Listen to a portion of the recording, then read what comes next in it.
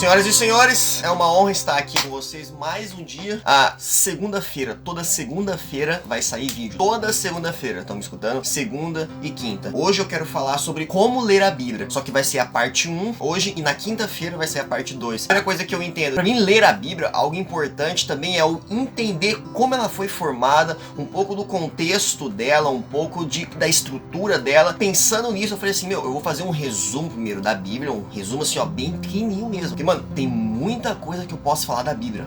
Muita mesmo. Não só do que tá escrito nela, mas da estrutura dela é muita coisa. Eu peguei as partes mais importantes que eu achei pra fazer um resumo bem legal. E hoje eu quero fazer um resumo sobre a Bíblia. E na parte 2 eu vou dar dicas de como ler ela em si, tá? Então fica comigo até o final desse vídeo que eu tenho certeza que você vai gostar dele. Primeira coisa que você tem que ter em mente, a Bíblia é um dos livros mais antigos do mundo, tá? E é um dos livros mais lidos. Eu não sei se eu posso dizer se ela é o livro mais vendido, que a Bíblia é muito distribuída, mas o livro mais lido, sim, teve uma pesquisa que eu li no livro do Luciano Subirá, que foi feito no Instituto de Letras, que eu esqueci o nome agora, mas ele dizia que em 2008, 2012, 2016 foi feita uma pesquisa sobre os livros mais lidos. E em 2008, 2012, 2016, os 3 anos consecutivos da pesquisa, a Bíblia ficou em primeiro lugar porque ela é o livro mais lido do mundo. Mais vendido eu não sei. Agora o mais lido, isso eu posso dizer com toda certeza. Falando da Bíblia em si, ela é dividida em 2 momentos. Eu tenho o Antigo Testamento e tenho o Novo Testamento. A palavra testamento eu posso entender também como um pacto, uma aliança. Tem um Antigo Pacto e um Novo Pacto. E esses pactos são marcados na pessoa de Jesus. Quando ele aparece, a gente tem uma nova aliança, um novo pacto. Porque o Antigo Testamento, que é a Bíblia dos judeus, a gente chama de Tanakh, que nada mais é do que uma abreviação dos nomes Torá, Neviim e Ketuvim. A Torá, tô falando da lei. O Neviim, eu estou falando dos profetas. E o Ketuvim, eu tô falando dos escritos. As 3 partes principais que é dividido a Bíblia dos judeus, a Tanakh. Só que o Antigo Testamento foi escrito pelos judeus. O Novo Testamento, ele foi escrito pelos discípulos de Jesus, que começaram ali já no primeiro século. Até o final do primeiro século, a gente já tinha o Novo Testamento ali escrito. Não em si separado, como a gente conhece hoje, mas os escritos até o final do primeiro século já estavam todos concluídos já. Eu gosto de pensar assim, Santo Agostinho disse uma vez que o Antigo Testamento encontra-se velado no Novo Testamento. O Novo Testamento, ele encontra-se velado no Antigo Testamento. Para exemplificar melhor, eu posso pensar assim. O Novo Testamento, ele estava escondido no Antigo Testamento e o Antigo Testamento, ele está revelado no Novo. Quer ver um exemplo legal? É uma mão. Eu penso assim, o Antigo Testamento é como uma sombra da mão. Eu podia estar olhando aqui a sombra da mão agora, só que se olhando só a sombra, eu não sei se a mão é branca, se ela é negra, se ela é uma mão grossa, se ela é uma mão fina, uma mão de mulher, de homem, se ela tem calo, se ela não tem calo, se ela tem alguma cicatriz. Eu não tenho como eu saber só olhando a sombra. O que eu posso saber é que é uma mão, mas eu não tenho muito detalhes. Só que quando Jesus vem, a gente entra no Novo Testamento, a nova aliança, eu creio que a gente saiu dessa posição e subiu. Agora a gente pode ver a sombra, só que a gente pode ver também a mão. Eu posso ver se ela é branca, se ela é negra, se ela tem cicatriz, se ela não tem cicatriz, se ela tem marcas, não tem marcas, enfim. Agora eu posso ver como realmente é. Eu não vejo somente a sombra das coisas, eu vejo a imagem dela. E é isso que o Novo Testamento ele veio trazer. Ele veio trazer a revelação como realmente é o Antigo Testamento. Então por isso, primeira coisa que eu quero te falar, o Antigo Testamento ele é muito importante, tá ok? As pessoas geralmente gastam muito tempo lendo o Novo, porque é a nova aliança que a gente vive, só que o Antigo Testamento ele tem muitas coisas que se eu não estiver lendo o Antigo, eu não entendo o Novo também. Então por isso que é importante eu ler o Antigo Testamento também, ok? Pensando nisso, quando a gente começa a estudar a Bíblia, tem uma matéria que estuda só a Bíblia, que é a bibliologia, a gente vai ver que a Bíblia é dividida em 8 partes principais. Tem 4 partes no Antigo Testamento e 4 partes no Novo Testamento. As 4 partes do Antigo Testamento tem a Torá, ok? Que é a Torá ou Pentateuco. A Torá era os livros que Moisés escreveu. Tô falando de Gênesis, de Êxodo, de Levítico, de Número, de Deuteronômios, que é a Torá. A segunda parte que a gente tem que são os livros poéticos, os livros de poesia. Tô falando aí de Jó, de Salmo, de Provérbio, Eclesiástico, Cântico, o Cantares de Salomão, que são os livros poéticos. Você tem também os livros históricos, que é formado por 12 livros, falando de Josué, de Juízes, de Ruth, 1º e 2º Samuel, 1º e 2º Reis, 1º e 2º Crônicas, Esdras, Neemias, Esther, que são os livros históricos. Depois você tem os profetas, e dentro dos profetas você tem 2 divisões dentro dos profetas, ou seja, são 4 e na quarta tem 2 divisões que significam os profetas maiores e os profetas menores. Quando a gente fala assim, profeta maior, não tô falando aquele cara que era esse profeta maior, ele é mais porradão, pô, esse aí é o... Não, eu tô falando de pessoas que tem mais escrito, tem mais coisas escritas acerca dele, ou seja, os profetas maiores são aqueles que tem mais escrito. Profetas maiores tem Isaías, Jeremias, Lamentações, Ezequiel, Daniel, e os menores são Oséias, Joel, Amós, Obadias, Jonas, Miqueias, Naum, Abacuque, Sofonias, Ageu, Zacarias e Malaquias. São essa divisão principal do Antigo Testamento: Torá, poesia, histórico e os livros dos profetas, ok? No Novo Testamento a gente tem outra divisão, que é os evangelhos, evangelhos, ok? Formado por Mateus, Marcos, Lucas e João, e cada um dos evangelhos tem um foco principal. Mateus, por exemplo, Mateus escreveu pensando no judeu, o foco de Mateus era os judeus. Marcos, quando escreveu, ele pensava nos romanos. Lucas, quando escreveu, ele pensava nos gentios, nos gregos, por exemplo. E o livro de João é algo mais universal, é algo mais voltado para todos os contextos, ok? Vamos voltar então. O Novo Testamento, evangelhos. Depois tem um livro histórico, que é formado pelo livro de Atos, ele é um livro histórico. Você tem depois que a maior parte do Novo Testamento é formada pelas epístolas, que é a terceira divisão, epístolas. E você tem também, para finalizar, Apocalipse, que é o livro profético, que é o livro da revelação, das últimas coisas, aquele livro que o pessoal geralmente tem medo de ler, né? A gente fala do chifrudo, mas eu vejo algo lindo ali. A obra da redenção sendo concluída. Tudo que Jesus prometeu durante os evangelhos, durante o Novo Testamento, no Antigo Testamento, que vários profetas falaram, você tem a consumação ali no livro de Apocalipse. Então não é um livro para trazer medo, é um livro para trazer esperança, que um dia vai ser cumprido tudo que ele prometeu, que ele não falha. Tá, de modo geral, então, a gente pode pensar na Bíblia assim, ó, ela é formada por 66 livros, sendo 39 livros do Antigo Testamento e 29 do Novo Testamento, ok? São 66 livros, divididos em 1189 capítulos e 31.173 versículos. Se é coisa... Só que assim, gente, quando a gente pega a Bíblia hoje, que a gente conhece a Bíblia, cadê minha Bíblia?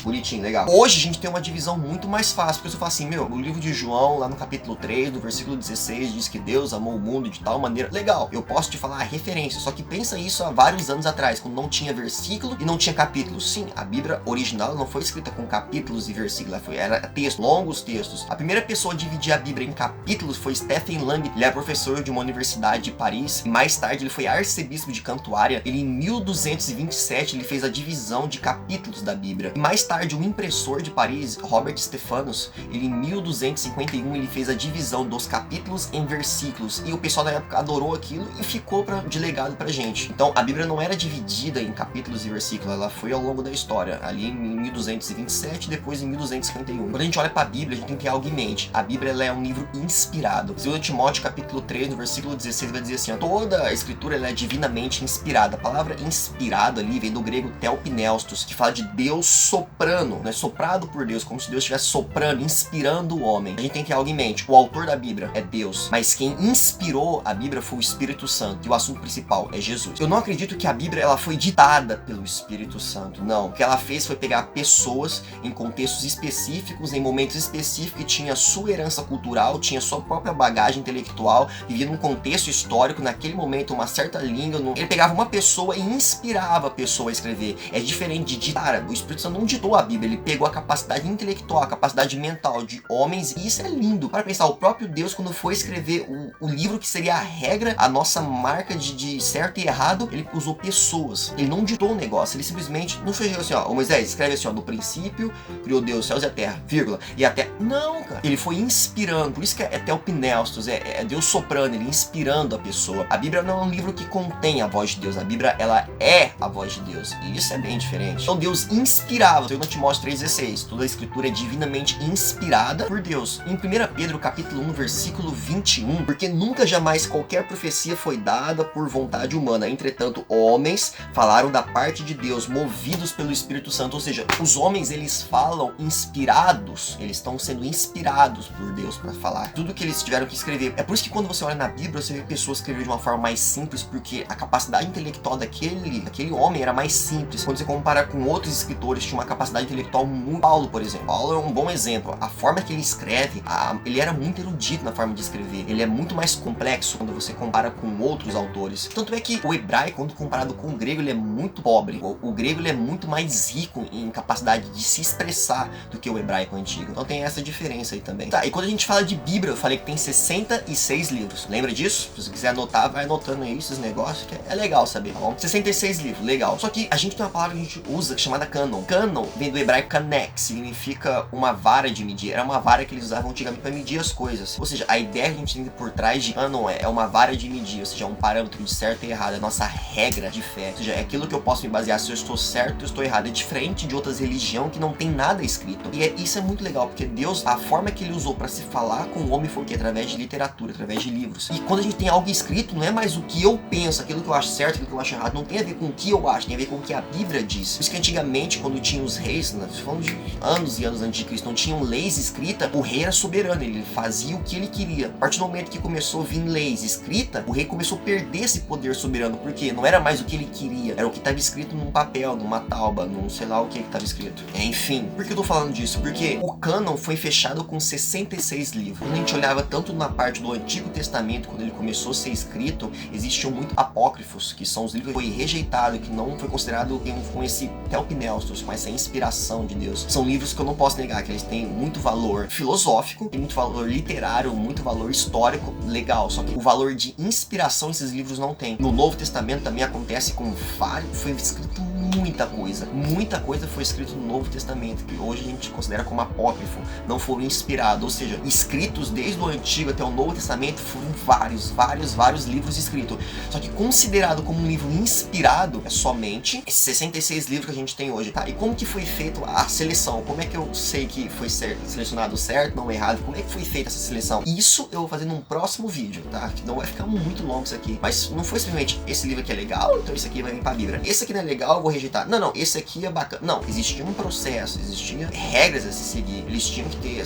foi feito no local, eles tinham que ter a questão da data, eles tinham a quem escreveu, para quem escreveu estava de acordo com todos os outros. Existiam regras para ter fazido parte hoje da Bíblia, os livros que compõem ela. Não foi por acaso que começou a existir. Existiu um porquê. O legal da Bíblia é que ele é um livro fantástico quando a gente compara com os outros. O valor que você encontra histórico, o valor filosófico, o valor moral e principalmente o plano de redenção, plano de salvação escrito nele. Deus falando com a humanidade através do que? De letras, através de papel. E o legal é que a gente olha assim, ó, a Bíblia começou a ser escrita em pedras. De pedra a gente foi para cerâmica, escrita em cerâmica, depois em pergaminho, depois papiro, depois o que? Papel. Hoje a gente tá numa transição do papel para os bytes. Você olha, por exemplo, a Bíblia hoje tem no notebook, tem no tablet, tem no celular. Você tem hoje a mudança do material usado. Só que a informação dela, ela é única. Eu escutei uma história esses dias muito legal falando sobre quando você compra uma garrafa de água hoje, a garrafa de água ela vem com prazo de validade, mas o prazo de validade não tem a ver com a água, tem a ver com a embalagem dela, porque a água não estraga, mas a embalagem começa a estragar e pelo fato dela estragar, ela vai contaminando a água. É algo parecido a gente vê na Bíblia, conforme os tempos foram passando, a embalagem dela foi mudando, ou seja, lá atrás começou com pedra, depois escrito em cerâmica, depois em pergaminho, em papiro, isso foi ficando para trás, isso foi estragando, foi ficando antiquado, eu posso dizer assim. Hoje a gente tem no papel, eu falando por mim, eu leio a Bíblia na Bíblia, em papel, eu não leio muito em celular, a menos que eu quero fazer comparações com outras traduções. Eu tenho várias Bíblias aqui, só que tem algumas que eu gosto de olhar em outras traduções diferentes que eu não tenho, eu olho no celular, mas eu particularmente sou apaixonado por ler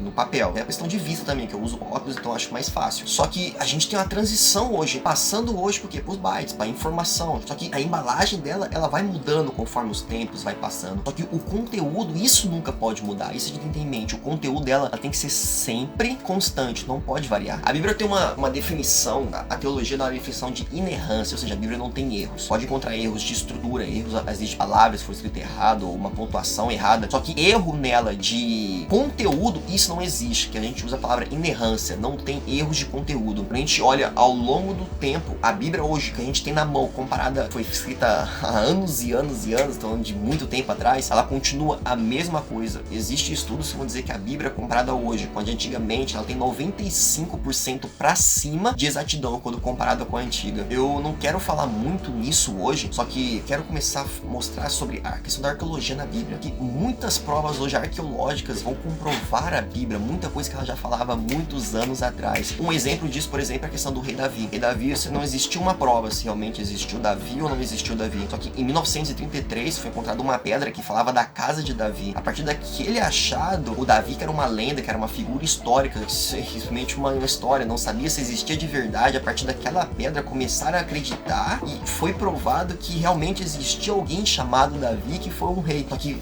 isso foi uma pedra que foi achada com a ajuda da arqueologia, uma outra área do saber, não só preso dentro da teologia, mas a gente usa às vezes a filosofia, a gente usa a antropologia, a gente usa a arqueologia, a gente usa os outros saberes também para nos ajudar. Esse é o interessante da Bíblia. O próprio passado da humanidade deixa a prova da Bíblia. Só que o foco da Bíblia não é mostrar que ela é verdadeira ou não, simplesmente realmente prova científica dela. Esse não é o foco da Bíblia. A Bíblia vai dizer que eu e você, nós éramos pecadores, só que quando Jesus veio na Terra, ele veio para nos libertar dos nossos pecados, nossas falhas, nossos erros e nos dar uma vida eterna, salvando a gente dos nossos próprios erros e nos tornando uma pessoa cada dia mais semelhante com ele. Esse é o propósito da Bíblia. E esse é um resumo bem básico que eu fiz da Bíblia para vocês hoje. E quinta-feira vai sair o próximo vídeo que eu vou falar como ler a Bíblia, umas dicas que eu mesmo uso para mim ler a Bíblia, tá? Então fica até quinta-feira, que quinta-feira tem mais vídeo. Meu, pega esse vídeo e manda para 3 amigos teus. Se realmente ele te ajudou, se realmente ele te trouxe alguma informação nova, pega esse vídeo e manda para 3 amigos teus. Se inscreve aí no canal, compartilha esse vídeo com todo mundo, curte aí